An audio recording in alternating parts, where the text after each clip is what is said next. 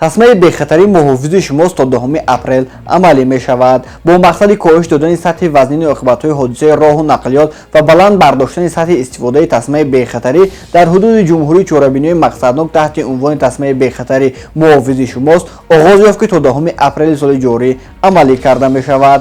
бино ба итлои раёсати вазорати корҳои дохилӣ дар шаҳри Душанбе, таҳлили садамаҳои нақлиётӣ нишон медиҳад, ки дар бештари маврид ронандагону мусофирон аз тасмаи бехатарӣ истифода намекунанд, ки дар натиҷа ба оқибатҳои вазнин анҷом меёбад. вобаста ба ин аз ҷониби шуъбаи бозрасии давлатии автомобилии шаҳри Душанбе низ нақша чорабиниҳои дахлдор таҳия гардида, дар ҳудуди пойтахт рейду амалиётҳои санҷишӣ гузаронида мешавад. аз ронандагону мусофирон хоҳиш карда шудааст, ки қоидаҳои ҳаракат дар роҳро қатъиян риоя намуда, пеш аз ҳама бехатарии худро таъмин намоянд. Пардифен ҳаб ҳангоми дарди сар, дарди буғум ва дандонҳо тавсия дода мешавад. Пардифен аз ширкати Вегафарм. Пардифен ҳабро аз дорухонаҳо пурсон шавед.